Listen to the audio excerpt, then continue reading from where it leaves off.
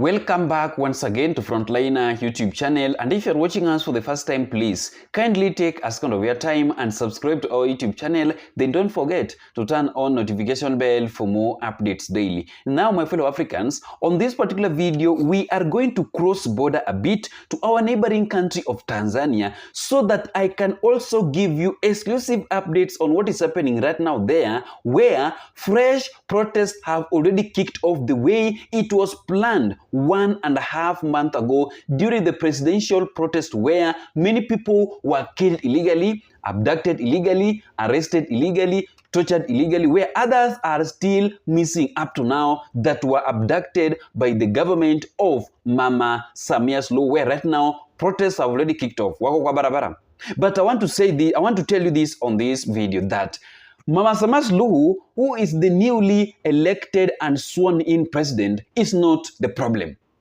The problem is the system under CCM party. System, but not Mama Samia Suluhu herself. Secondly, the problem is the policy of Tanzania. Only those two. Those are the reason why the people of Tanzania are facing different challenges under the leadership of Mama Samia Suluhu under CCM party. Mtu asikudanganye. Mama Samia Suluhu is using the system of CCM party alongside the constitution of Tanzania to overrule his people. And before we proceed with this analysis, allow me to play for you some of the clip of the video on how things are now happening in Tanzania, where there is a military chopper that have been recorded while jetting outside the country upon the ongoing protests that have already kicked off earlier today in the morning. But before you watch the video, ensure that you like our videos. When you like the video, you automatically shows your support on what we are doing on this platform.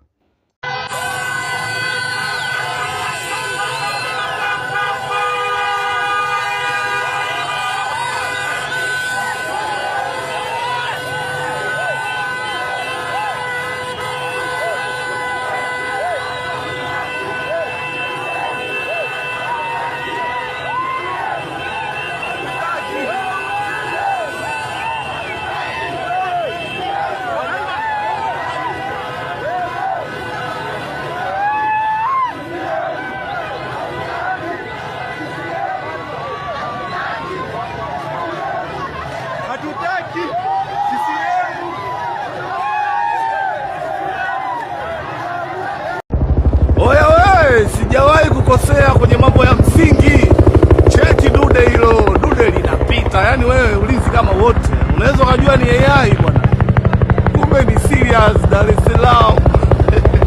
Hii ni Dar es Salaam pande fulani za Tabata Segelea tuko live.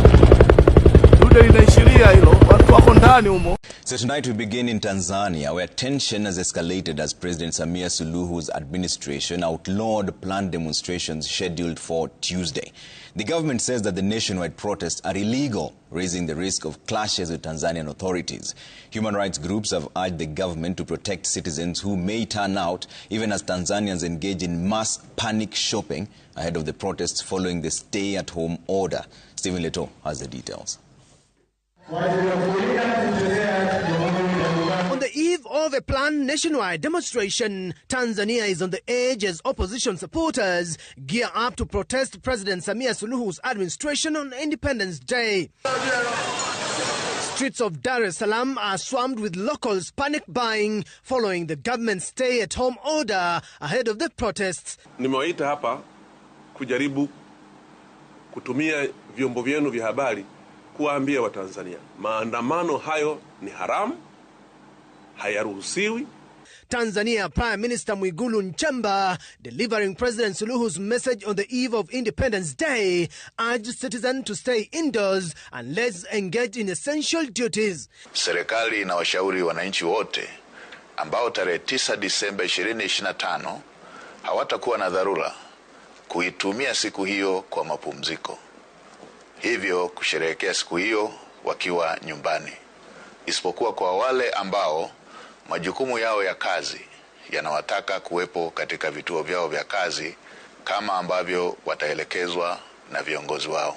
Several activists leading the demonstrations in Tanzania have been arrested, sparking condemnation from human rights defenders across East Africa, who are calling on Suluhu's government to allow the protests to proceed peacefully. Behind the facade of a poorly run election, Suluhu's regime has overthrown the constitution, weaponized state institutions to crush democratic demand and engineered family rule. Tanzania is confronting not just a political dispute, but a human rights catastrophe, rooted in systemic impunity, militarization, and an elite family rule. Down with Samia, down. Down. Down with Samia, down. Down. Watanzania waungane wasiungane. Waungane. Watanzania wasimamie haki zao wasisimame. Wasimame. Human rights defenders who were speaking in Nairobi also accused Suluhu's government of abusing police power during past election protests, leading to several deaths. They are now urging restraint during Tuesday's demonstrations. We demand the guarantees that the security services must act with restraint and within the law in protecting the fundamental rights and freedoms of citizens, especially at the time when state authority is weakened by legitimacy crisis. Speaking from Mombasa, Vocal Africa, another lobby group, confirmed they will be monitoring the Tanzanian protest and observing how police handle participants. As Kenyans and East Africans, we want to assure Tanzanians that we stand with them during this difficult time, and tomorrow we will be in solidarity, we will be with them in prayer and also in action. While the majority of Tanzanians have chosen to remain indoors, reports from several border towns in Kenya indicate that numerous Tanzanians have crossed into Kenya over the past week, seeking refuge amid fears of potential clashes with authorities at home.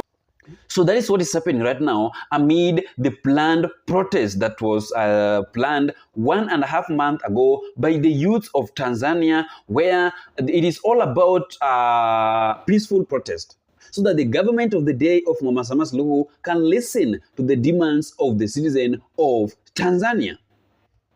And I have been doing my research, and I have realized that in Africa, the reason why the citizens in Africa are facing different challenges is because of these three things. Number one, the policies, the constitution of that country. Number two, the system under that party that is in the power, that is in the office. Number three, this issue of legacy politician. This issue of older generation, older politician continue occupying offices without retirement. Someone is over 80, over 70, over 90, but bado ako kwa ofisi. Example, Uganda.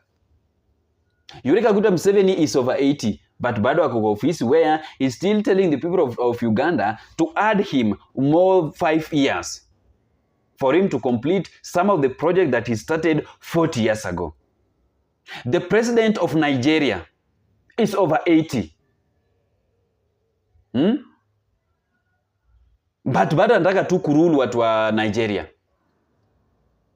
It is high time, it is high time for the youths in Africa to decide so that we can wipe away the older generation in power, whereby their work should be giving us direction as the new fresh leaders.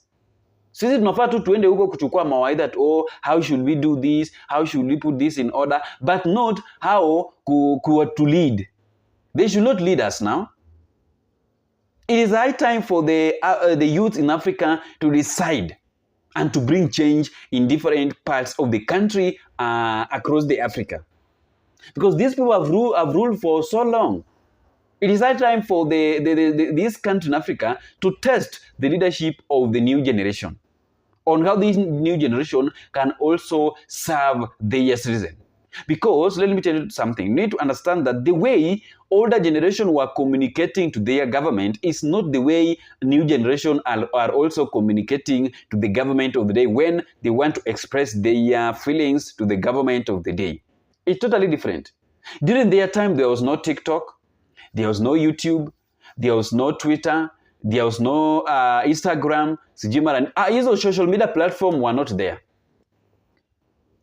Hakuna communication kama hii haikuanga, but right now the new system, the new generation are using new technology to mobilize themselves. If they want to protest, wanaenda tu pale TikTok ama Twitter, they discuss and they plan what they want to do. If they want the government to hear them, they use a social media platform. If they want to go to the street, they use the social media platform. So it is high time for the youth to register as voters in different parts of the countries in Africa so that they can bring change, because that is the only tool that can make the people of Africa to bring change in their own country on a peaceful way, without any government of the day torturing them, killing them, abducted them, missing with them illegally, whatever they try to express their feeling towards the government of the day. Thank you so much for taking your time to listen to our analysis on what is happening in Africa on this particular moment, where the people of Tanzania are on the street protesting because of the dictatorship under Mama Sama's law, who was sworn in, who was elected and sworn in as the newly president of Tanzania, the way IEBC confirmed to the people of Tanzania that Mama Sama's law is the person who won with a total of 98% votes, according to what they conducted during the general election that happened 2 months ago. Thank you so much, and may God bless you. See you in the next video.